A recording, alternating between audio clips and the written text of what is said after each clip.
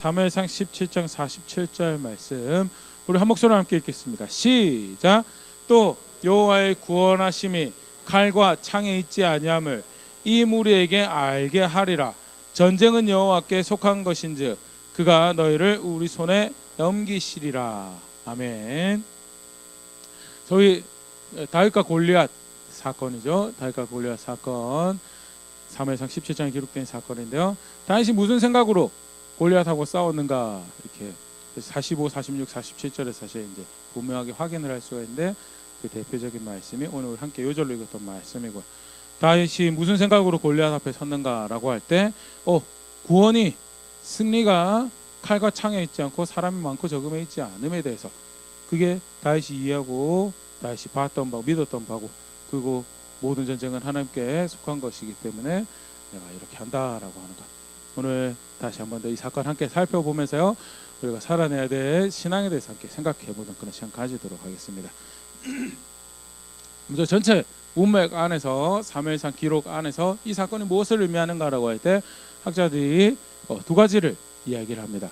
우리가 사무엘상 16장에서 하나님께서 사무엘을 통해서 새로운 왕을 세우시고, 그게 이세 아들 다윗이라는 존재가 그렇게 왕으로 세워지는 그 사건을 함께 살펴봤는데, 그러면서 하나님께서 하시는 말씀이 나는 너희랑 보는 것이 다르다라고, 나는 사람의 중심을 본다라고 하시면서 선택했던 것이, 사무엘이 보기에도 다윗의 형들이 왕감이었는데, 근데 나는 너희랑 보는 것이 다르고 나는 중심을 본다라고 하면서 다윗을 선택하셨고,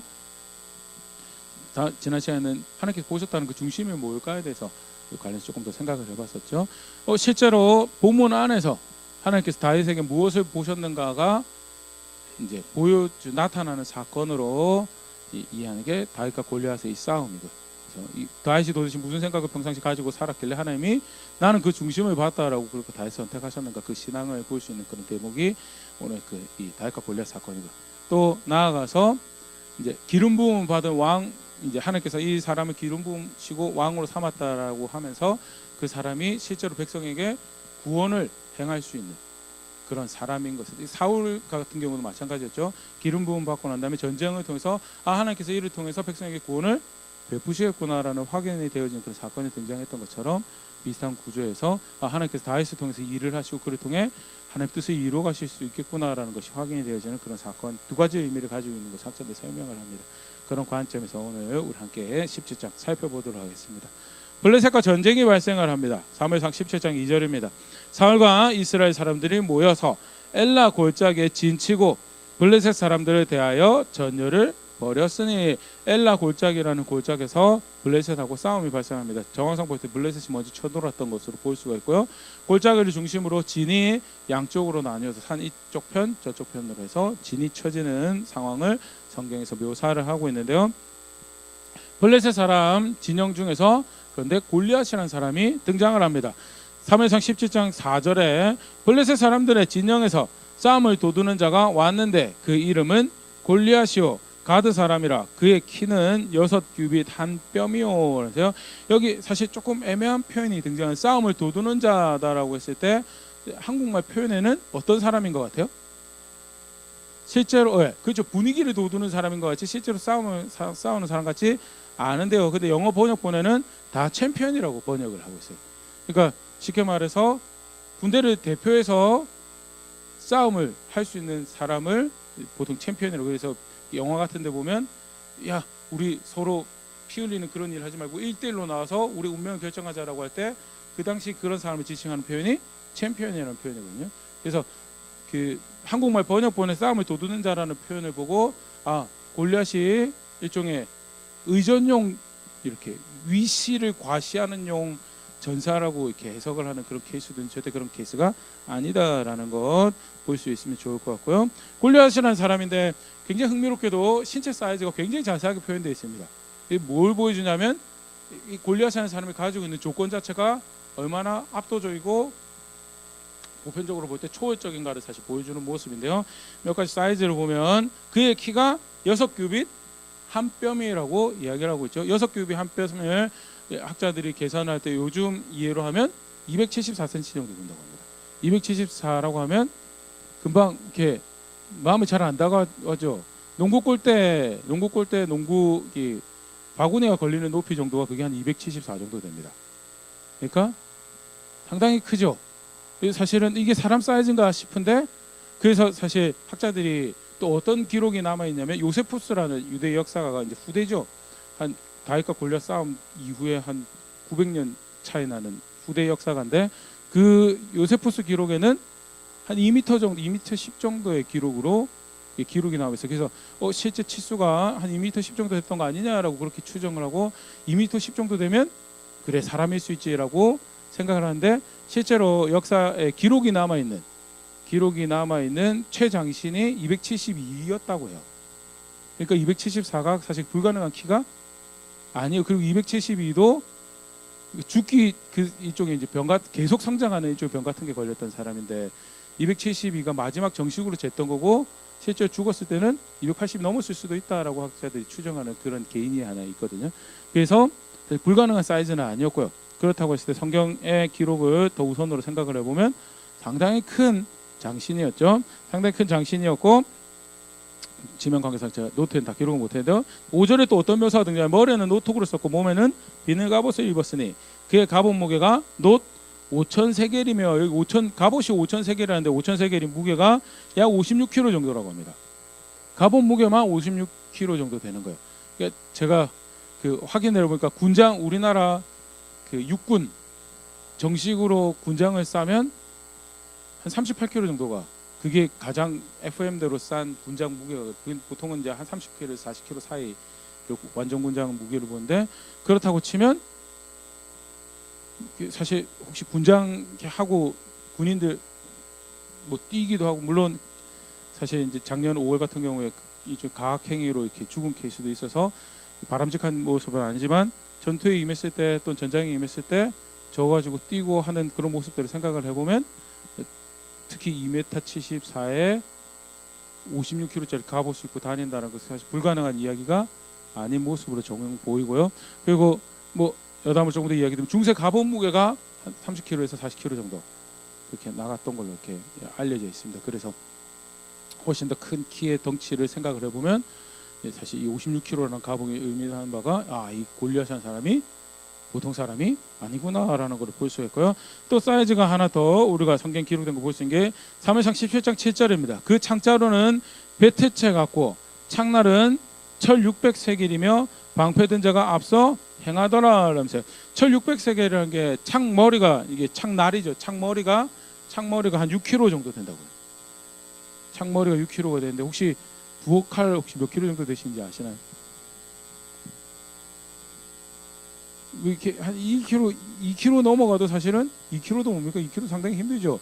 그러면 창날이 6kg짜리 들고 휘두른다라고 생각을 하면 사실은 엄청난 사람이고요. 그러니까 이 사실 굉장히 어떻게 보면 신화적인 인물인 것 같은데, 성경 소상이 일부러 이 조건들을 기록하고 있다는 거 사실은 뭐예요? 사람의 힘으로 감당할 수 있는 적이 지금 아닌 거예요. 불가능해 보이고 정복하기 어려운 대상으로 보인다. 이만큼 어려운 싸움이었다라는 것을 조건적으로 맞지 않다라는 걸 사실 보여주는 성경의 기록들을 쭉 볼 수가 있고요. 뭐 여담으로 이렇게 요즘 스포츠에도 그런 표현 쓴다고 하는데, 약한 팀하고 강한 팀하고 붙는 걸 뭐라고 이렇게 묘사를 하나요? 다윗과 골리앗 싸움인 것 같다. 또는 영어식으로 표현하면 킬링 자이언트라고요. 거인을 잡는 것과 같은 그런 경기다, 뭐 그런 표현을 쓰거든요. 그게 다 사실 여기서 유일한 표현이고, 그게 성경의 골리앗이고, 오늘 이스라엘 백성들이 마주하게 된 적이었다는 거예요. 그냥 이 정도만 그냥 돼도 아무 소리 안 하고 이런 덩치로 그냥 전장 앞에 서기만 해도 어때요? 사실은 별로 안 싸우고 싶은 대상이 절대 아니에요. 그런데 그런 상태에서 사무엘상 17장 9절 그가 나와서 백성들 앞에서, 이스라엘 백성들 앞에 나와가지고 그가 이제 막 도발을 하는 겁니다. 그러면서 하는 이야기가, 사울의 종 하나 내보내라. 그러면서 나랑 우리 다 싸울 게 아니고 나랑 1대1로 싸워서 우리 운명을 결정하자 하면서 하는 이야기가, 그가 나와서 싸워서 나를 죽이면 우리가 너의 종이 되겠고, 만일 내가 이겨 그를 죽이면 너희가 우리의 종이 되어 우리를 섬길 것이니라. 그러면서요, 그냥 도발로도 보일 수 있지만 한편으로 치면 내가 너의 운명을 결정할 자라, 이런 자만심 또는 군대 전체에 대한 모욕 등등으로 생각해 볼 수 있는 그런 표현이고, 10절 그 블레셋 사람이 또 이르되 내가 오늘 이스라엘 군대를 모욕하였으니 사람을 보내어 나와 더불어 싸우게 하라 한지라 하면서요. 야, 내가 너네 모욕한 거니까, 내가 너네 욕한 거니까 한 명 나와서 싸워라라고 이야기할 만한 그런 상황, 굉장히 고전적이고 도발을 하고 듣고 있는 이스라엘 사람들에게 스트레스를 팍팍 주는 그런 상황이 펼쳐지고 있더라. 아니나 다를까 사무엘상 17장 11절 사울과 온 이스라엘이 블레셋 사람의 이 말을 듣고 놀라 크게 두려워하니라. 실제로 사람의 계산으로 받아 맞죠? 저도 그 농구 골 때만한 사람 앞에 서 있고 그거 싸우자고 이렇게 으르렁거리고 있는 상황이면 말도 행동도 다 조심스러울 거 맞죠? 혹시라도 눈빛이 마주칠까봐, 어깨라도 부딪힐까봐 말과 행동이 조심스러운 그런 상황인데, 그 사람이 더욱더 노골적으로 직접적으로 싸우자고 하는 상황이고, 사람의 눈으로 볼 때 사실 감당하기가 어려운 그런 상황이었다는, 그런 적과 대치하는 상황입니다. 그런데 이제 성경에서 이제 다윗의 이야기가 이제 등장을 하게 됩니다. 이새의 아들 다윗이, 이새의 집안에도 이 전쟁에 형들이 차출이 돼요. 사무엘상 17장 14절 다윗은 막내라 장성한 세 사람은 사울을 따랐고, 막내라서 우리가 앞에 살펴봤지만 이새에게는 아들이 8명 있었죠. 그 8명 중에서도 전쟁에 참여할 수 있는 나이와 조건이 되는 사람이 3사람이었고, 다윗은 어때요? 근데 이게 그냥 그런 모양이다라고 생각할 수 있지만, 뭘 확인을 하고 있는 표현이냐면, 다윗은 이 전쟁에 이스라엘 사람들이 볼 때에도 이 전쟁에 참여하도록 자격이 되는 사람이 아니에요. 이 전쟁에 참여하도록 자격이 안 되는 사람이에요. 반대, 우리가 앞서 지금 살펴봤지만 반대쪽 적은 어때요?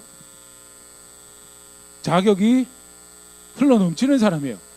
이 사람은 무조건 이기는 사람이다. 자격이 흘러넘치는 사람이었고, 심지어는 앞에 사울의 표현도 사울이 보통 이스라엘 사람들보다도 머리가 하나 더 있다고 이야기되는, 그 사람도 두려워서 떨고 있는 사람. 반대로 다윗은 조건이 이스라엘 사람들이 볼 때에도 너는 집에 있는 게 맞는 것 같아 라고 이야기하는, 다르게 표현하면 전쟁터에서 너는 아무런 쓸모가 없다라고 여겨지는 그런 사람이었죠. 그래서 15절 다윗은 사울에게로 왕래하며 베들레헴에서 그의 아버지의 양을 칠 때, 16장에 다윗이 기름 부음 받고 난 다음에 왕궁에 출입하는 그런 모습이 연출이 되었었고요. 전쟁이 나고 나서 이런 15절 표현을 미루어 볼 때 시간 순서가 맞다라고 치면 왕궁에 왔다 갔다 하면서 농번기 때는 집에 가서 집안일 도와주고 그런 정황을 볼 수가 있고요. 사실 다윗하고 솔로몬 갈 때까지도 중앙정부가 강한 스타일이 아니었던 것 같아요. 이스라엘. 우리 보통은 왕하면 어때요? 조선시대 왕하면 어때요? 제주도에서도 강화도에서도 부산에서 전부를 끌어야 되는 그런 강력한 중앙집권 형태를 생각하기 쉬운데, 그런 왕국 형태보다는 좀 부족 사회 같은 그런 느낌이었고요. 그래서 왕이 오히려 농번기 때는 사람을 좀 보내줘야 되는 그런 정황을 생각하면 사실 그렇게 이상한 그림은 아니다라고 생각되어지는 이런 모습입니다. 아무튼 분명한 것은 다윗은 자격이 그만큼 안 되는 사람이었다라는 것. 그런 중에 이제 다윗이 이 진영을, 이 전장을 방문을 하게 됩니다. 사무엘상 17장 16절 그 블레셋 사람이 40일을 조석으로 나와서 몸을 나타내었더라. 실제로 40일이 분명히 소요가 됐을 거예요. 40일이 대치하고 있는 상황인데, 이 40이라는 숫자가 성경에서는 또 재밌는 숫자로 사용이 되거든요. 혹시 40이라는 숫자가 기억이 나시는 게 있으신가요?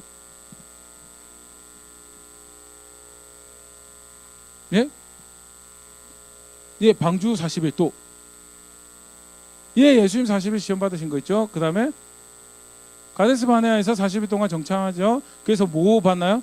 40년 동안 광야에서 유리하도록 이렇게 40이라는 이 숫자가 실제로 40일 텐데, 성경을 읽는 독자로 하여금 하나님께서 지금 이 백성들의 바른 신앙의 고백을 받으시도록 지금 이렇게, 보통 소위 말하는 예수님도 40일 동안 시험 받으셨고, 가데스 바네아에서 40일이 정찰도 그렇고 형벌도 하나님께서 백성들을 시험하시면서 신앙 고백을 받기 원하셨던 그런 시간이었고, 그런 사건을 이 사건도 단순히 다윗과 골리앗이 싸웠다가 아니고 하나님께서 그들을 건져내시는 그 상황 가운데 그들의 신앙 고백을 원하시는 그런 모습들을 상상해 볼 수 있는 그런 표현이 된다라고 학자들이 이야기를 합니다. 40일간 그렇게 대치 상태예요. 40일간 대치 상태고 아버지가 다윗에게 형들 잘 무사히 잘 있는지 가서 좀 확인 좀 하고 오라고 심부름을 보냅니다. 18절 이 치즈 10덩이를 가져다가 그들의 천부장에게 주고 내 형의 안부를 살피고 증표를 가져오라. 형에게도 음식을 나누고 그리고 책임 맡은 천부장들한테도 치즈 갖다 주면서 우리 아들도 좀 잘 보살펴주세요. 좀 그거죠. 그렇게 하는 정황 볼 수가 있고 그 아버지의 명을 따라서 전장을 살핍니다. 다윗이 하필 전장에 있을 때 골리앗이 나와서 도발합니다. 23절 그들과 함께 말할 때 마침 블레셋 사람의 싸움 도두는 가드 사람 골리앗이라는 자가 그 전열에서 나와서 전과 같은 말을 하매 다윗이 들으니라. 24절 이스라엘 모든 사람이 그 사람을 보고 심히 두려워하여 그 앞에서 도망하며 혹시나 골리앗하고 눈 마주쳐서 야 너 나랑 눈 마주쳤네 하고 나와서 끌려나가 싸울까봐 어때요? 나와서 도발만 하는데도 숨어 다니고 도망 다니고 감추기 바쁘고 하는 그런 안타까운 상황이고 그만큼 온 진영 자체가 두려움에 휩싸여 있어 그게 40일 동안 진행되고 있었고 하필 다윗이 방문했을 때 그 이야기를 듣게 되죠. 그러면서 이스라엘 사람들이 그런 이야기합니다. 이스라엘 사람들이 이르되 너희가 이 올라온 사람을 보았느냐 참으로 이스라엘을 모욕하러 왔도다. 그를 죽이는 사람은 왕이 많은 재물을 부하게 하고 그의 딸을 그에게 주고 그 아버지의 집을 이스라엘 중에서 이 많은 혜택을 걸었어요. 많은 혜택을 하고 왕의 가족이 되는 그런 영광을 누리도록 그렇게 하겠다라고 한 만큼 지금 이 숙제가 뭐예요? 어려운 숙제예요. 어려운 태스크, 어려운 숙제, 어려운 문제였다라는 것도 볼 수가 있고요. 그 말을 다윗이 들었을 때 다윗의 반응이 이제 이런 반응이 등장을 합니다. 26절 다윗이 곁에 서 있는 사람들에게 말하여 이르되 이 블레셋 사람을 죽여 이스라엘의 치욕을 제거하는 사람에게 어떤 대우를 하겠느냐. 이 할례 받지 않은 블레셋 사람이 누구이기에 살아계시는 하나님의 군대를 모욕하느냐라면서요. 다윗이 저 사람이 하는 말에 대해서 발끈하는 반대 주변에 있는 사람들은 뭐 하고 있어요 지금? 두려워하고 있죠. 근데 다윗은 이 말에 이 모욕하는 사람을 죽였을 때 어떤 보상이 있고 모욕하는데 왜 그냥 내버려 두냐라고 하는 그런 이야기를 하게 되죠. 누구기에 살아계시는 하나님의 군대를 모욕하겠느냐. 혹시 줄을 꺼두실 수 있으면 표현을 하나 줄을 꺼둔 게 다윗이 하나님을 어떻게 표현하고 있는가라고 할 때 뭐라고 표현하고 있죠? 하나님 살아계신 하나님이요. 살아계신 하나님이고 여러 가지 고백들이 하나님께서 다윗의 중심에서 보셨던 물론 사울도 살아계신 하나님을 생각했을 거예요. 그런데 살아계신 하나님이라는 게 다윗에게는 어떤 하나님이요? 과거에 구원을 베푸셨던 것처럼 오늘도 구원을 베푸실 수 있고요. 과거에 그 백성의 대적들하고 싸우셨던 것처럼 오늘도 그 백성의 대적들하고 싸우고 그런데 왜 잠잠코 있느냐라는 거에 대해서 이야기를 하는 그게 다윗에게는 살아계시는 하나님이었고요. 그렇게 이제 그 이야기, 이 모욕하는 이 이야기에 이제 발끈을 하게 되죠. 그리고 그걸 한마디만 한 것 같지 않아요. 심지어는 이제 그 형이 같이 있던 큰 형이 엘리압이라는 사람이 들을 만큼 그 이야기를 하고 28절 큰 형 엘리압이 다윗이 사람들에게 하는 말을 들은지라 그가 다윗에게 노를 바라여 이르되 네가 어찌하여 이리로 내려왔느냐 들에 있는 양들을 누구에게 맡겼느냐 나는 너의 교만과 너의 마음의 완악함을 아노니 네가 전쟁을 구경하러 왔도다 하면서요. 형이 발끈을 하죠. 근데 사실은 엘리압의 말이 굉장히 상식적이에요. 왜? 다윗은 이스라엘 사람들이 볼 때에도 너는 아직 전쟁에 참여할 그 자격이 안 되는 애야라고. 그러니까 전쟁에 지금 뭐하러 온 거예요? 놀러 온 것처럼 그리고 놀러 온 사람처럼 아주 가볍게 이야기하는 우리 보통 그런 이야기 하잖아요. 예전에 제가 영상에서 한번 봤나? 그 프로 테니스 경기를 하는데 이제 자기가 응원하던 선수가 잘 못했나 봐요. 그래가지고 막 관중석에서 막 이렇게 하라고 저렇게 하고 계속 코치하니까 이 테니스 선수가 짜증나가지고 라켓 뒤집어 손잡이 주면서 야 네가 내려와서 치라고. 우리 스포츠 경기 볼 때 그런 거 하잖아요, 맞죠? 왜 거기서 패스했냐, 왜 거기서 발을 그렇게 했냐, 각도를 그렇게 했냐, 막 누구한테 패스 안 했냐, 누구한테 왜 패스했냐 이러면서 막 그런 거 해요. 실제로 뛰라고 하면 어때요? 그러니까 모든 이야기 나오죠. 이 아이 교만하고 완악한 놈아라고 이야기하는 거. 엘리압이 볼 때는 다윗은 전장에 설 자격도 없어서 집에 놔두고 온 아들이에요. 너는 아직 격이 안 되는데 근데 그 동생 놈이 와가지고 왜 저런 놈 가만히 놔두냐라고 그러고 있으니까. 근데 여기 이게 뭘 보여주냐면 엘리압이 어떤 자세를 가지고 뭐 따지고 있는 사람이에요? 사람 조건 따지고 있죠. 골리앗 조건 따지고 있고 자기 조건 따지고 있고, 사실은 여기에 누가 다 해당이 돼요? 이스라엘 모든 군대가 해당이 되고, 실제로 나와서 싸우자라고 할 때 누가 나와서 싸워야 돼요? 그렇죠. 이 모든 이스라엘 사람 다 숨어도 머리 하나가 더 보이는, 그 덩치를 가지고 있고, 실제로 왕이라고 세워놔서 그 책임이 있다라고 하는 그 사울이 적어도 본인이 하나님께서 세우신 하나님의 왕이라고 생각하면 그 일에 책임 있게 자기 자리를 지켜야 되는 게 사울의 모습이었어야 돼요. 근데 사울도 뭐 하고 있는 거예요? 상대방 조건 헤아리고 있고요, 자기 조건 헤아리고 있고.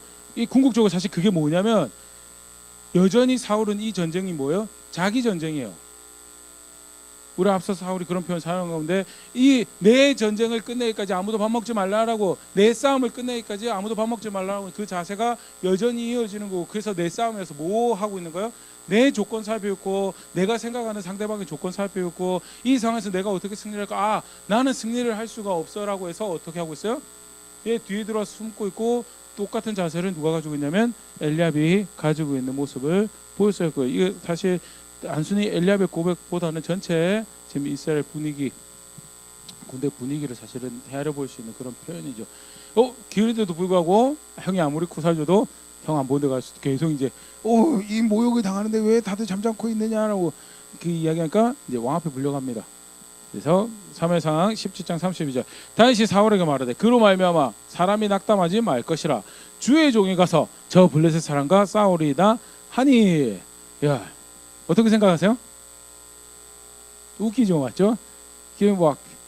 똑같은 뭐 좋은 예가 될지 모르겠지만 국가대표 축구 선수들이 하는 게 너무 마음에 안 들어요.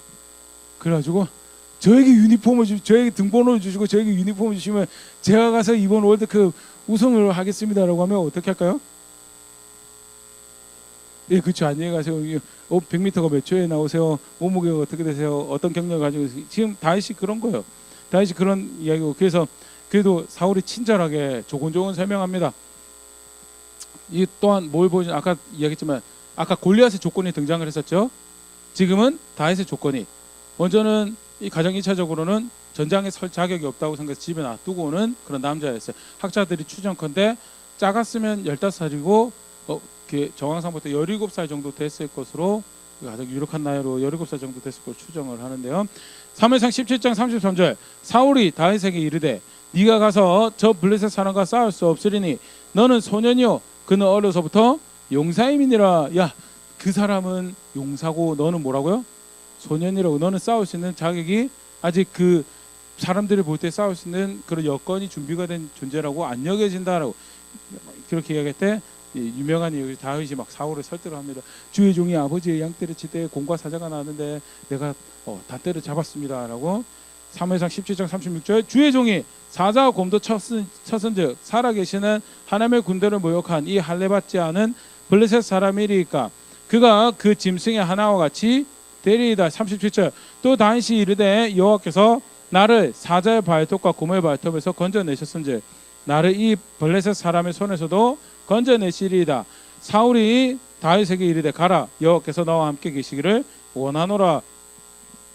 정황상 볼 때 사울이 다윗의 말에 감동받아서 내보낸 것 같지는 않아요. 그냥 얘는 말릴 수가 없는 애구나라고 이런 식으로 이야기하면 상식이 통하지 않는다라고 생각해서 내보냈던 게 아닌가, 그렇게 여겨지는 상황이고. 그런데 우리 36절 37절 표현 이게 자세하게 듣다 보면 내가 사자하고 곰하고도 싸웠으니까 얘하고도 싸울 수 있겠다라고 그렇게도 읽을 수 있지만, 반복적으로 사실은 다윗이 사용하는 표현이 뭐예요? 여호와께서 내가 책임지고, 그 당시 들판에서 있었을 때 다윗의 책임은 뭐였어요? 양은 열심히 돌보는 거였죠.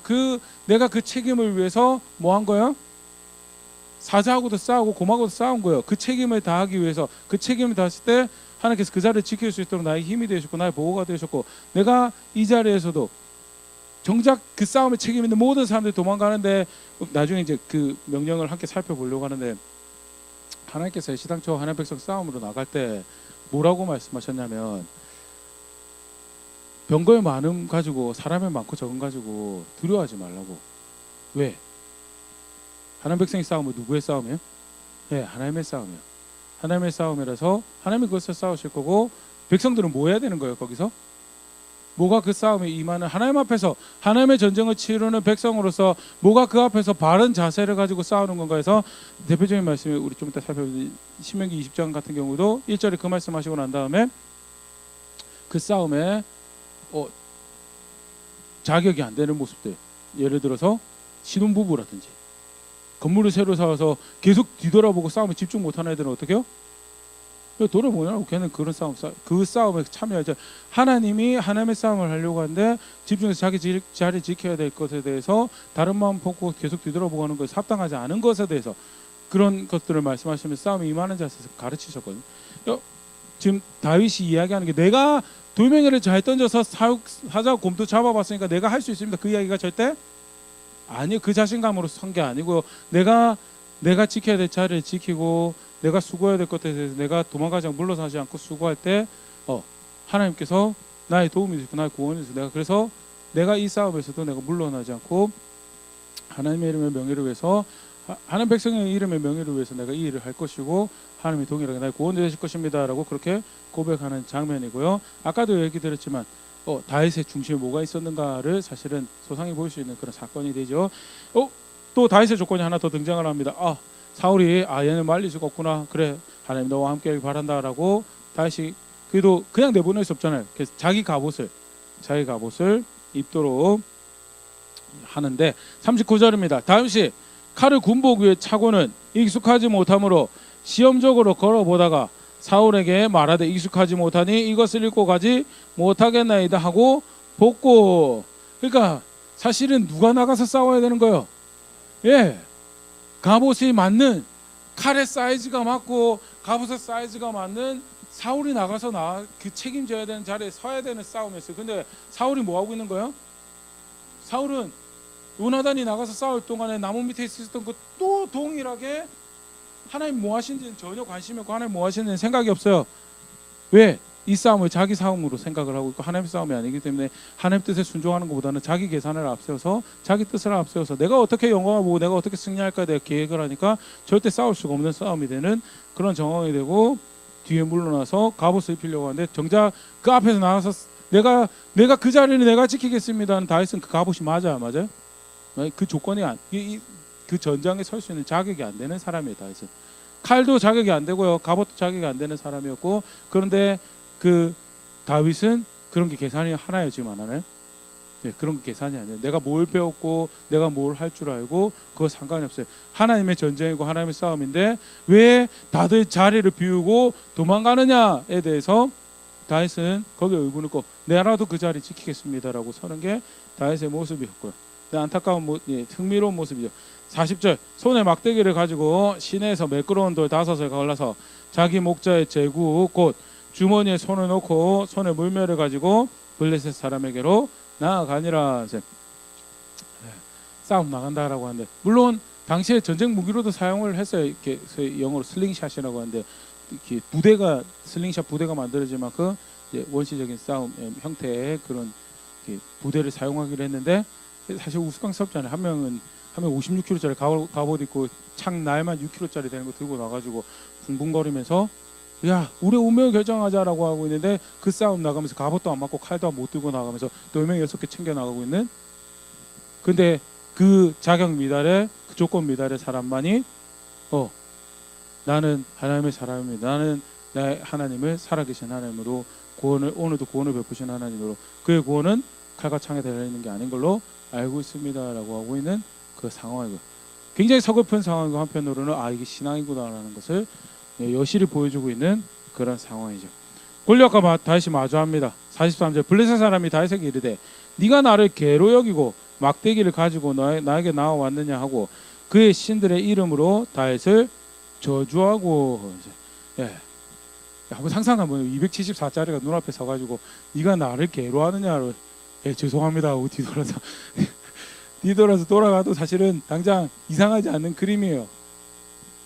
그리고 44절 그 블레셋 사람이 또 다윗에게 이르되 나에게로 오라 내가 너의 살을 공중의 새들과 들짐승들에게 주리라 하는지라.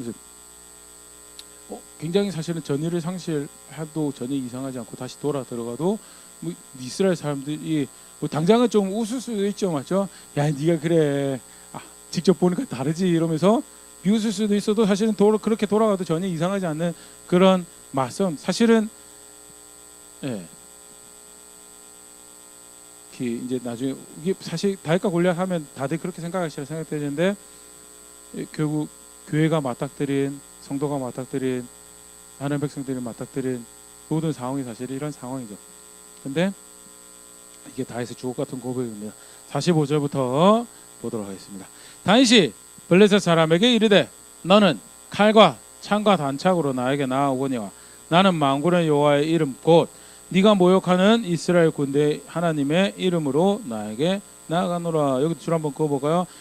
첫 번째 다윗은 이 상황에서 나는 하나님의 이름으로 너에게 나아간다. 하나님의 이름으로 만군의 여호와의 이름 하나님의 이름으로 너에게 나아간다.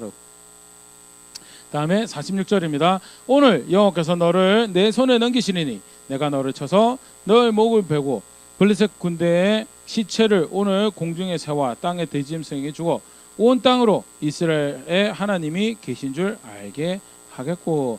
하나님은 어떤 하나님이요? 살아계신 하나님이요. 존재하고 계시고 그 적혀있는 글에 또는 구전어 전어는 이야기 안에 갇혀있는 그런 하나님이 아니고 어떤 하나님이요?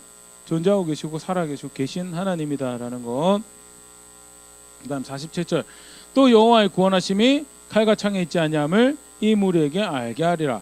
전쟁은 여호와께 속한 것인즉 그가 너희를 우리 손에 넘기시리라. 전쟁이 하나님 손에 달려있는 거고 라고 그런 표현도 읽을 수 있지만 하나님 손에 달려있으면 늘 승자는 누구야? 늘 하나님이 이기시는 거예요. 늘 하나님이 이기시는 거고요. 그가 이기시는 전쟁을 할 거고 그렇기 때문에 아까도 잠깐 그런 표현도 했지만 그게 내 전쟁이라고 표현하는 거랑 하나님의 전쟁이라고 표현하는 건 다른 거거든요. 누가 이겨야 되는 거예요?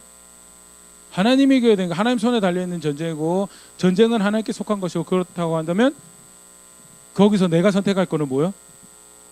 내가 내 조건 따져서 내가 어떻게 승리를 하고 내가 어떻게 영광을 보고 그게 계산이 되는 게 이 전쟁의 목적이 아니죠.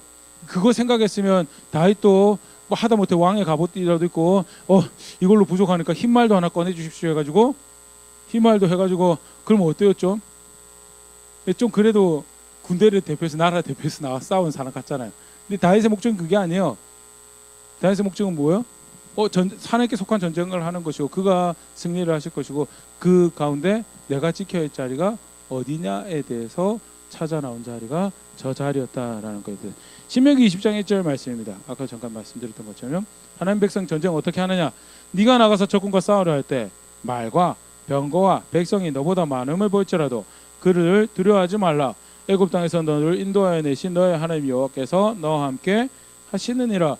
두려워하고 거기서 자기 계산 집어넣고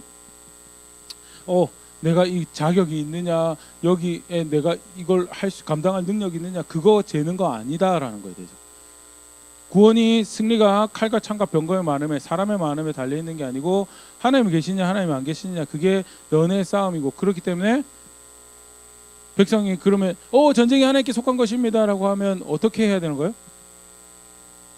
전쟁을 바라보는 관점 자체가 사실은 나와 너의 싸움이 아니에요. 뭐와 싸움이에요? 내가 하나님이 원하신 자리에 있느냐 아니냐의 싸움인 거고요. 그때 그게 사실 이 표현이 의미하는 바가 단순히 우리 사실 다윗의 만군의 하나님의 이름으로 나가 싸웠습니다. 하나님이 구원이 칼과 창에 달려있지 않습니다. 자칫 잘못 생각하면 십자군 전쟁 같은 거 생각할 수 있거든요. 십자가 꺼내들고 나와가지고 우리 예수님의 이름으로 전쟁을 하러 왔습니다 하면서 사실은 실상은 뭐였어요? 자기 정치적 욕심 이루려고 나왔던 싸움하면서 하나님의 이름 갖다 쓰는 거 그거 만군의 하나님의 이름으로 나와서 싸우는 것처럼 그렇게 여기고 불가능한 것 같은 싸움이라도 경문 외우는 것처럼 예수의 이름으로 물러가라 하는 것처럼 하나님의 이름 갖다 쓰고 자기 욕심 부리고 하면 그 싸움한 것처럼 생각하는데 그게 절대 아니다라는 거에 대해서 조금 이따가 다시 한 번 더 그 부분 조금 더 생각하려고 하는데 저게 다윗의 신앙의 고백이었고요. 하나님 보신 다윗의 중심에 뭐가 있었던가? 나는 하나님의 이름으로 하고 그 하나님 살아계시고, 그리고 이 전쟁은 내 전쟁이 아니고 누구 전쟁이야? 하나님 전쟁이고, 그래서 나는 이 자리에 비록 자격 없는 자고 돌멩이 들고 이 자리에 섰지만 나는 이 자리에 섰습니다 라고 하는 것이 다윗의 싸움이었고요. 그때 하나님께서 어떤 일을 행하시는가? 사무엘상 17장 49절입니다. 손을 주머니에 넣어 돌을 가지고 물매로 던져 블레셋 사람의 이마를 치매 돌이 그의 이마에 박히니 땅에 엎드러지니라. 50절 다윗이 이같이 물매와 돌로 블레셋 사람을 이기고 그를 쳐 죽였으나 자기 손에는 칼이 없었더라. 굉장히 흥미롭지 않나요? 예, 돌멩이 들고 나가가지고 정작 싸움의 끝을 내려고 하니까 끝을 낼 수 있는 전쟁 도구는 실제로 자기 손에 없어요. 그만큼 사실은 자격 미달의 사람이고 조건이 충족되지 않는 싸움이었고, 그런 상황인데도 불구하고 하나님은 어떻게 하세요? 다윗이 믿는 바대로 내가 구원이고 나는 이 전쟁의 주관자고 이 전쟁에 나에 속한 거고 내가 기뻐하는 자에게 내가 구원을 베풀 것이다 라는 것을 확인하는 사건이 이 사건이었다는 걸 다시 보여주는 간접적인 장면이죠. 51절입니다. 다시 달려가서 블레셋 사람을 밟고 그의 칼을 그 칼집에서 빼내어 그 칼로 그를 죽이고 그의 이 머리를 베니 블레셋 사람들이 자기 용사의 죽음을 보고 도망하는지라. 블레셋 사람들도 충격받았을 거예요. 맞죠? 네. 이 싸움은 골리앗 때리고 우리가 무조건 이기는 거다라고 생각했는데 그렇게 믿었던 골리앗이 17살 소년한테 패배당하고 목이 베이고, 더 사실은 한편으로 전장에서 수치스러운 거죠.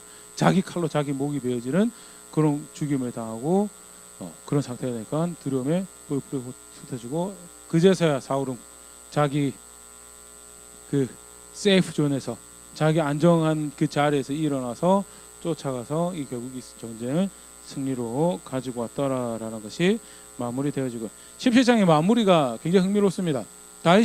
사울이 누구 아들이냐라는 질문을 3번을 해요. 저 아이가 누구의 아들이냐라고. 저 아이가 그만큼 사실은 16장에 등장했을 때 다윗은 사울에게 변변치 않은 존재였다라는 그런 것도 생각해 볼 수가 있고요. 일부러 무시했던 거 아니냐라고 학자들은 생각을 하기도 하는데, 분명한 거는 17장 58절 보면요, 사울이 그에게 묻되 소년이여 누구의 아들이냐 하니 다윗이 대답하되 나는 주의 종 베들레헴 사람 이새의 아들이나 하니. 근데 이새의 아들이라는 이름 들으려고 성경에서 저 사람 누구 아들이라는 그 기록을 3번을 남겼을까요? 그래서 읽는 독자들은 사실 다 아는 거잖아요. 그러니까 사실은 저 사람 누구 아들이다라는 거는 쟤는 어디서부터 나왔느냐라는 그런 얘기.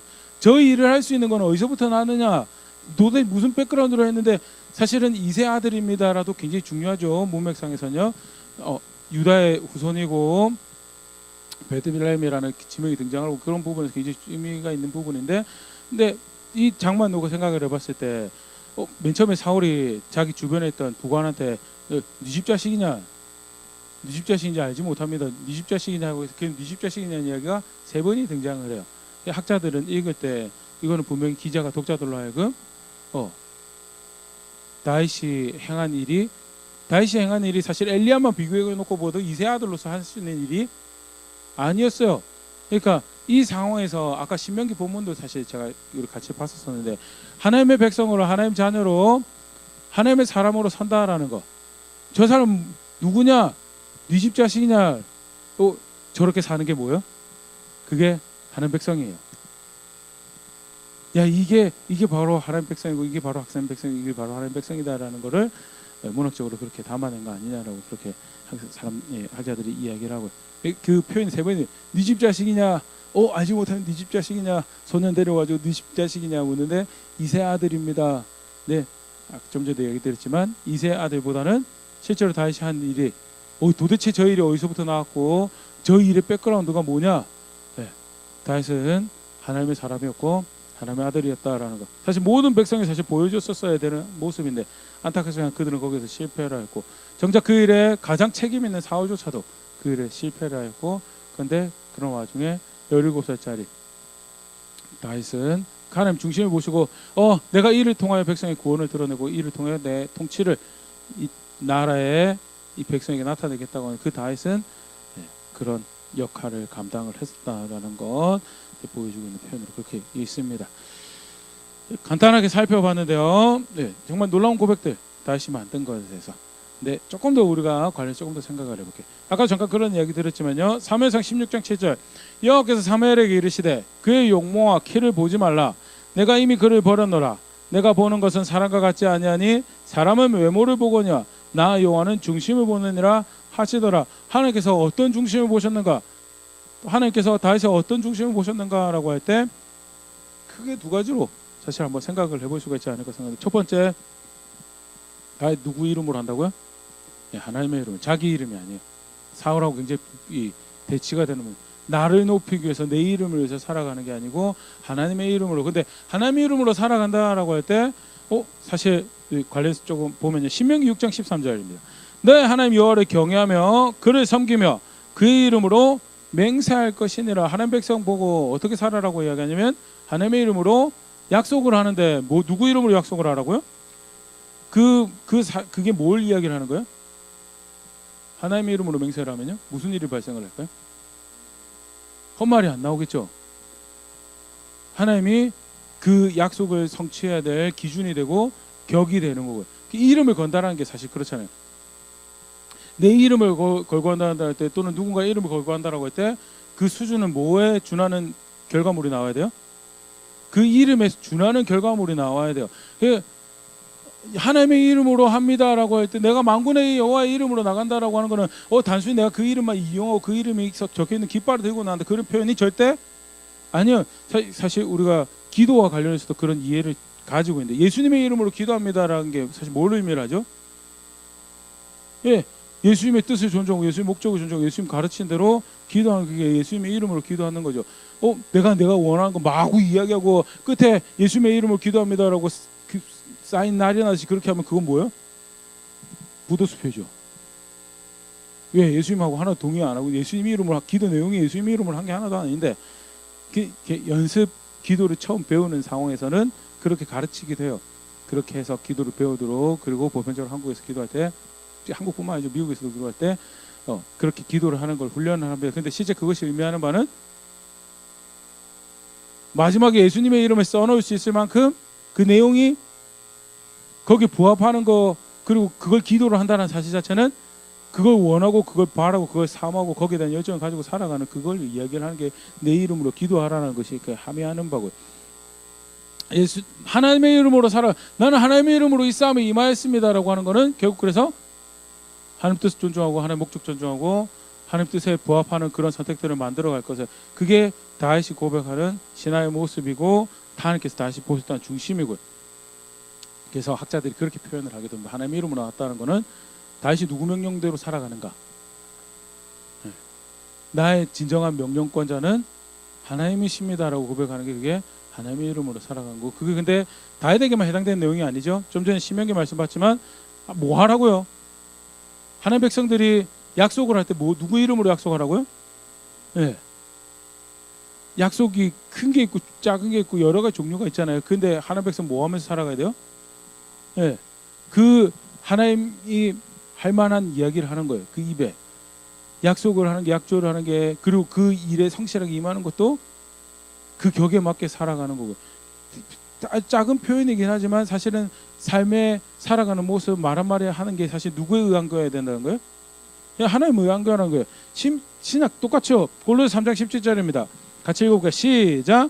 또 무엇을 하든지 말에나 일에나 다 주 예수의 이름으로 하고 그를 힘입어 하나님 아버지께 감사하라. 아까도 말씀드린 것처럼 지 맘대로 살아고 맨 마지막에 내가 예수의 이름으로 했습니다. 그거 이야기한 게 절대 아니 그러면 정말 그 이름을 모욕하는 거고 멸시하는 거 그만큼 그 이름을 수치스럽게 대적하는 게 없겠죠. 그거 이야기하는 게 아니에요. 그 이름에 부합하는 생각을 하고 그 이름에 부합하는 감정을 가지고 그 뜻에 부합하는 감정을 가지고 그래서 그거 가지고 하나하나 바른 선택들을 만들어가는 게 그 이름에 의한 삶을 살아가는 거고요. 오늘 다시 고백했던 신앙요, 그게 사실 다름 아닌 성경에서 이게 하나님 백성이 살아가야 될 원래 모습이다라고 가르치는 신앙의 모습이고 하나님께서 그걸 내가 기뻐한다라고 내 마음에 합하고 그는 내 뜻을 이루 존재다라고 이야기되지는 다윗의 중심이었다라는 것. 또 하나 더는요. 아까도 우리가 살펴봤지만 하나님께 속한 전쟁이었다라는 거예요. 이 전쟁은 하나님께 속한 것입니다. 전쟁의 승패에 있어서 중요한 건 내가 뭘 하고, 그러니까 내가 영광을 받고 내가 원하는 결과를 만들고, 그게 이 전쟁이 중요한 게 아니에요. 누구에게 속한 전쟁이야? 하나님께 속한 전쟁이고, 그래서 하나님 승리를 거두실 건데 누가 영광을 받아야 돼요? 하나님 영광을 받아야 되는 전쟁인 거예요. 전쟁을 맞닥뜨린 전쟁을 좀 나쁜 블레셋 사람들, 그게 전쟁에 저 완악하고 교만하고 덩치 큰 거 내가 어떻게 저걸 한번 꺾어볼까, 그게 이 싸움에 임하는 자세가 아니죠. 물론 정황상 볼 때 그런 것처럼 보여지지만 실제로 다윗의 속내는 뭐예요? 이 전쟁은 하나님께 속한 전쟁이고, 그래서 난 내 자리 지키려고 나왔다라고. 그리고 하나님 백성이 우리가 가져야 될 우리의 갈등, 우리의 여러 가지 어려움들 바라보는 시각에 되게 중요한 이해죠. 야고보서에 보면 사실 이 하나님의 전쟁이라고 볼 때 실제로 싸우는 적이 뭔가에 대해서 야고보가 이렇게 표현합니다. 야고보서 4장 1절, 너희 중에 싸움이 어디로부터 다툼이 어디로부터 나느냐? 너희 지체 중에서 싸우는 정욕으로부터 나는 것이 아니냐는 셈. 저기 빌립보서 4장 같은 경우에 보면 실제로 교회 안에서 갈등을 야기한 두 사람, 순두개랑 이름 둘이가 나오거든요. 사람의 눈으로 볼 때는, 사람의 관점으로 볼 때는 순두개가 잘했냐 또는 유오대가 잘했냐, 이런 싸움. 유오대 이름 확인할게요. 이게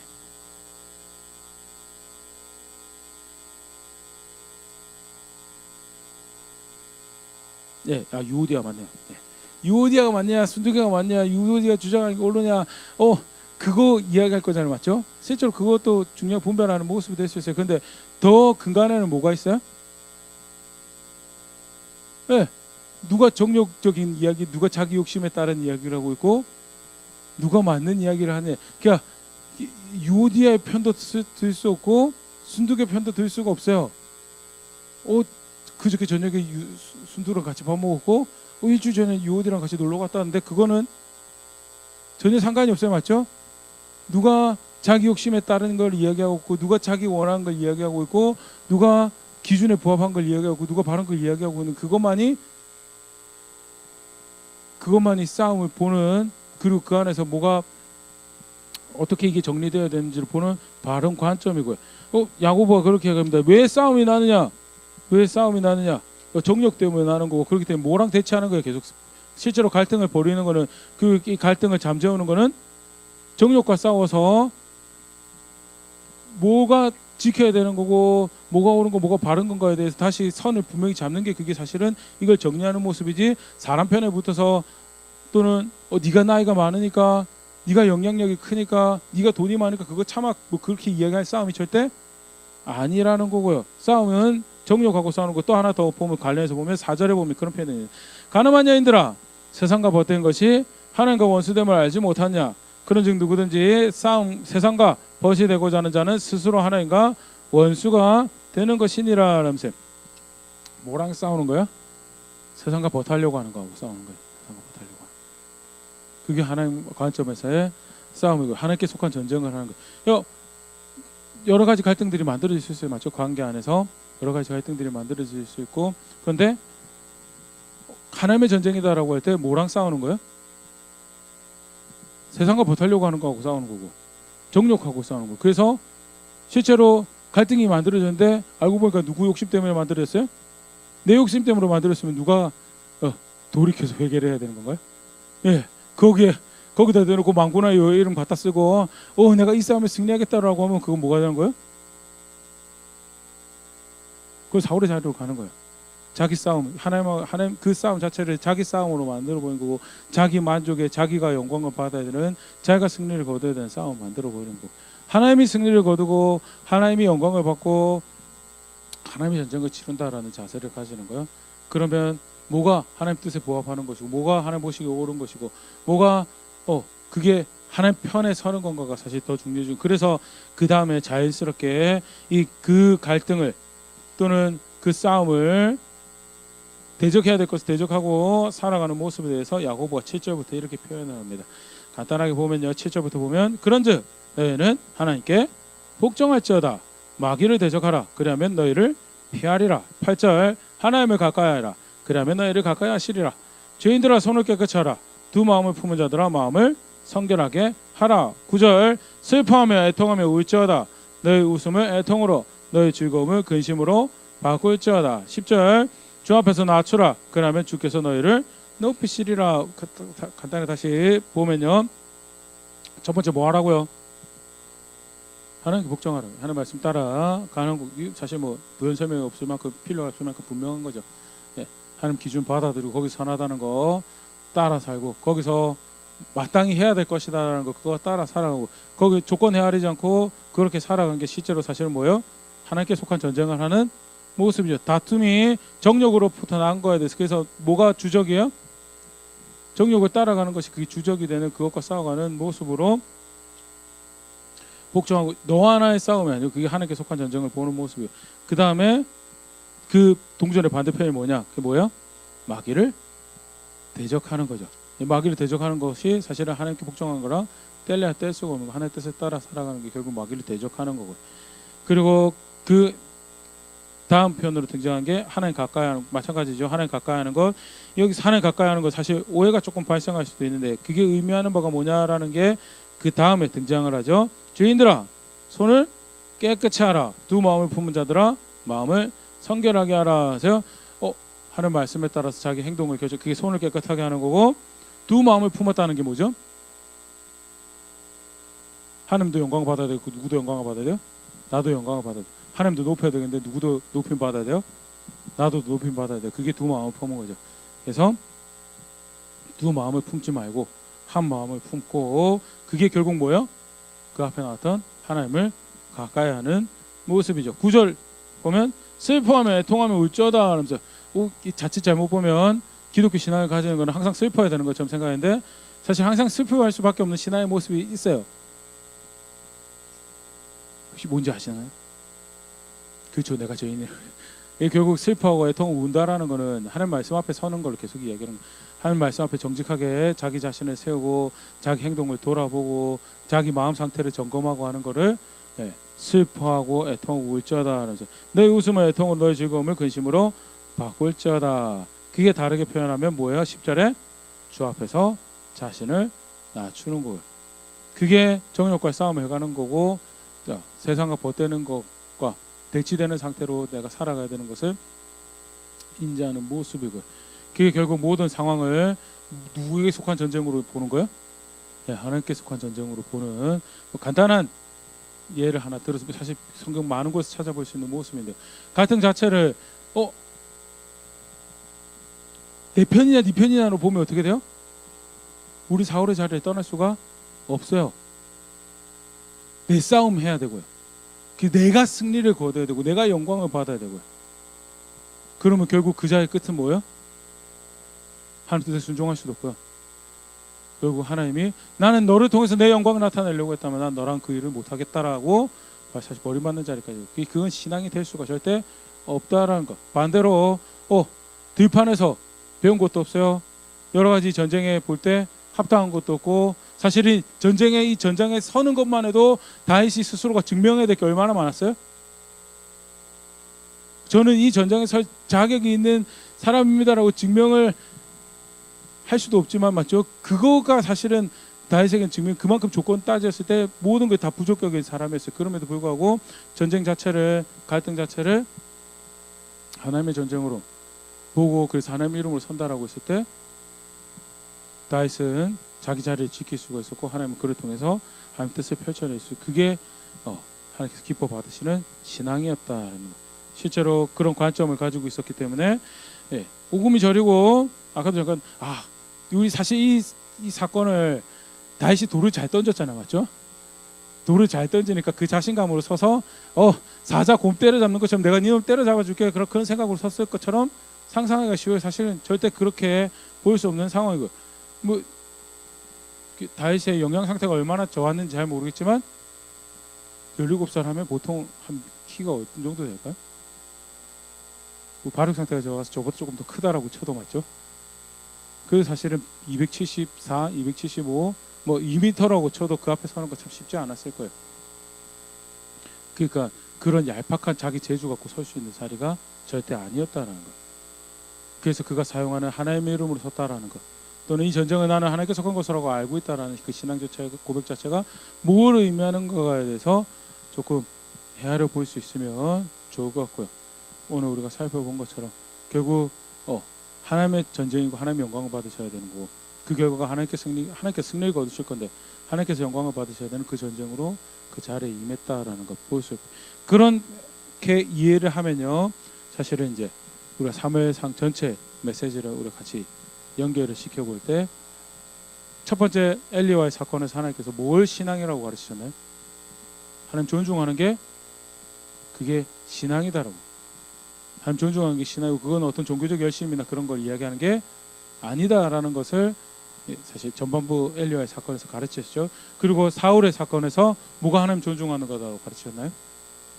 하나님 말씀에 순종하는 것, 그 제사보다도 나는 그걸 더 기뻐한다라고, 그게 하나님 존중하는 거다라고 가르치셨고, 그런 측면에서 오늘 이야기를 같이 연결해 보면 하나님 보셨던 중심이, 다윗의 중심이 바로 그런 건데 뭐냐, 그게 그 이름에 걸맞는 삶을 살아가기 위해서 애썼다는. 그래서 내 조건, 내 상황 따지는 게 아니고 그 이름에 걸맞는 삶, 그 이름에, 그 하나님의 이름에 걸맞는 삶을 살아가려고 내가 애썼던 거고, 조건이 양측이고 조건이 전쟁에 참여할 자기가 없는 사람이고 갑옷도 안 맞는 그 조건에 헤아렸으면 사실 다윗은 엘리압처럼 사울 옆에 이렇게 앉아가지고 어이구 이걸 어떻게 하나요? 라고 그러고 있었겠죠, 맞죠? 이걸 어떻게, 뭐 사실 조금 제가 이렇게 전쟁 역사 이런 거 좋아해가지고 전쟁에 참여할 수 없다라고 여겨진 사람 자체가 사실은 굉장히 비참한 자리거든요. 특히 요즘에 사실 전장이랑 민간이랑 구분이 많이 안 돼서 민간 희생이 많이 이렇게 그런 측면에서 민간 희생이 많이 발생하는데, 과거의 전쟁은 어떻게 되나요? 일반적으로 살아가는 삶의 터전에서 멀리 떨어진 전장에서 자기 운명이 결정이 돼요. 내가 어떤 주인을 섬기고 살지가 결정이 되고, 거기에 대해서 그 전쟁에 참여할 자격이 없다라고 여겨지는 사람, 자기 운명에 대해서 결정할 권리가 권한이 주어지나 안 주어지나요? 안 주어져요. 그냥 거기서 전쟁에서 승패가 나눠져 가지고 주인이 바뀌었습니다라고 하면 어떻게 해야 돼요? 자기 외양간에서 자기 들판에서 양치다가 내가 주인이 이렇게 바뀌었고 세금이 이렇게 내야 되고 이 주인을 섬기고 사고, 그러다가 뭐도 바뀌어요? 이름도 바뀌고 말도 바뀌고 하는 게, 그게 전쟁의 그게 다윗의 자리였다고요. 그만큼 사람들이 볼 때는, 근데 그거 헤아리고 있었으면 오늘 저기 못 썼어요. 근데 누구 이름으로 살아가요? 하나님의 이름으로 살아가고요. 뭘로 살아가요? 전쟁은 나에게 속한 게 아니고 하나님이 속한, 하나님이 전쟁을 하는 거고, 그래서 이 전쟁의 결과로 누가 영광을 받아야 되는 거예요? 내가 어떻게 해서 영웅이 되어 볼까가 아니에요. 그래서 동네 내가 이번에 전쟁의 승리를 거둬가지고 이참에 이스라엘 모든 초등학교에 또 돌팔매가 정규 수업 과정으로 들어갈 수 있도록 내가 그 일을 해보겠습니다. 그 싸움 절대 아니요. 하나님이 전쟁과 하나님의 영광을 받으셔야 되기 때문에 꾸역꾸역 오금이 저리는 발을 나의 연약한 조건들 가지고 내가 그래도 여기에 섭니다라는 전쟁을 치러냈던 거예요. 하나님이 그걸 뭐예요? 그게 네가 나를 존중했다, 네가 나를 존중했고 네가 나를 따르는구나라고 하는 그냥 신앙의 모습이었다라는 건, 다윗과 골리앗 사건 너무 유명한 사건인데 실제로 무엇을 의미하고 무엇을 보여주는 거였는가, 그리고 거기서 확인하고 있는 신앙의 모습이 무엇이었는가 간단하게 다시 한번 살펴봤는데요. 다시 한번 나는 무엇을 신앙이라고 고백하고 있는가 한번 다윗의 경우를 가지고 한번 생각해 보셨으면 좋을 것 같습니다. 다윗만 하나님의 이름 가지고 살아가는 거 아니죠. 구약의 모든 백성들이 하나님의 이름 가지고 살아가는 거. 그는 예수 그리스도의 사람도 마찬가지죠. 예수님의 이름을 가지고 살아갑니다. 심지어는 우리는 기도도 몰라요. 예수님의 이름으로 기도하라고 놀란 특권을 얻었어요. 근데 기도만 그걸로 하는 게 아니고 그만큼 그 이름 가지고 살아가는 존재가 누구예요? 그게 저거요. 그게 함께 오늘 말씀에 대하고 있는 성도님들이고 그게 우리예요. 근데 그게 의미하는 바가 내가 원하는 거 아무거나 해놓고 예수님 이름 갖다 써먹으란 게 절대 아니죠. 그 이름에 걸맞는, 하다못해 우리나라는 요즘엔 어떤지 잘 모르겠습니다. 예전에는 부모 욕 안 먹이기 위해서도 어때요? 잘 살아야 되죠, 맞죠? 부모 이름에 욕먹이지 않게라도 바깥에 나갔을 때 하다못해 젓가락질 네 집 자식이길래 젓가락질 그렇게 하느냐, 네 집 자식이 밥 먹는 대도 그러냐, 네 집 자식이길래 그런 이야기 듣지 않기 위해서도 어떻게 해요? 제대로 살아가야 되죠. 내가 뭘 말하고 내가 뭘 행동해야 되는데, 근데 그게 누구 이름이라고 지금요? 하나님 이름 걸고 살아가는 게 그게 신앙이다라고. 그게 하나님 백성이고, 그게 특권을 입은 자리에서 고백해야 되는 책임 있는 신앙의 모습이다라고 이야기했는데, 나는 누구의 이름에 걸맞는 고백들을 만들어가고 있고 누구의 걸음에 걸맞는 선택들을 만들어가고 있는가? 도대체 난 무엇을 신앙이라고 했었는가? 다시 한번 정립해 보일 수 있으면 좋을 것 같고요. 하나 더는 하나님께 속한 전쟁을, 하나님께 속한, 그래서 내가 맞닥뜨린 모든 갈등들, 내가 맞닥뜨린 모든 사건과 상황들을 통해서 누가 영광을 받으셔야 되는 거죠? 하나님이 영광을 받으셔야, 하나님이 진정한 승리자. 이 모든 상황 가운데서도 하나님이 승리자가 되어야 되고, 사실 근데 뭐 기뻐하죠? 내가 승리자가 되는 거 기뻐요. 맞죠? 내 뜻이 이루어지고 내가 승리자가 되고, 그래서 누가 영광 받는 거 즐거워요? 내가 영광 받는 거 즐거우고 내 이름이 드러나는 거 즐거워요. 그러면요, 그러면 사실 이 다윗의 고백과는 전혀 상관이 없는 신앙생활을 하면서 나는 신앙입니다라고 하고 있었던 정황인 거예요. 상황이 작건 크건, 그 일의 중요도가 크건 작건 상관없이 이 일을 통해서 하나님이 승리자가 되어야 되고 하나님의 영광을 받으셔야 되고, 하나님의 전쟁으로 내가 전장에 하나님 사람으로 있는 건데, 내가 무슨 선택을 만들었고 고민하면서 때때로는 그게 나한테 좀 손해일 수도 있어. 맞죠? 경제적인 손실일 수도 있고 관계적인 손실일 수도 있고, 그럼에도 불구하고 나는 하나님의 영광을 받아야 되고 하나님 뜻이 이루어야 되고 하나님의 승리자가 되어야 되기 때문에 나는 이런 선택밖에 할 수 없습니다라는, 부족하지만 그런 선택들을 만들기 위해서 고민하고 애쓰고 갈등하고 걸어왔다면, 그래도 내가 바른 길을 걸어왔다라는, 그래도 내가 성경에서 가르치는 걸 내가 그래도 나도 신앙이라고 생각하고 살아가고 있었다라는 것을 확인할 수 있는 거고, 그런 고려가 하나도 없어요. 그런 갈등도 하나도 없고 그런 고민도 없고, 그냥 되는 대로 익숙한 대로 선택해오면서, 그리고 내가 성경책 들고 다니고 내가 교회 다니고 있었는데 교회 내가 신앙이 있는 거지라고 했으면요, 안타깝지만 돌아가야 될 자리가 있는 거구나. 내가 달리 생각하고 다르게 마음가짐을 가지고 내가 살아내야 돼, 배워내야 돼 분명한 모습이 있는 거구나라는 것, 오늘 말씀 가운데 다 정직하게 맞이할 수 있으면 좋을 것 같고, 성경은 이걸 신앙이라고 정리하고 있습니다. 이걸 신앙이다라고. 그리고 맨 마지막에 그렇게 생각하면 기가 막히잖아요. 네 집 자식이냐, 네 집 자식이냐, 네 집 자식이냐. 야, 이게 하나님 사람이, 이게 원래 하나님 사람이 살아가야 되는 모습이야라고 이야기하면서, 원래 하나님의 아들이라면, 원래 하나님 자녀라고 일컬어지는 하나님 백성이라면 원래 이렇게 살아가야 되는 거냐라는 것을 문학적으로 풀어내는 모습이, 더더군다나 우리가 뭘 신앙으로 생각해야 되는 거구나라는 것을 확인을 하고 있는데요.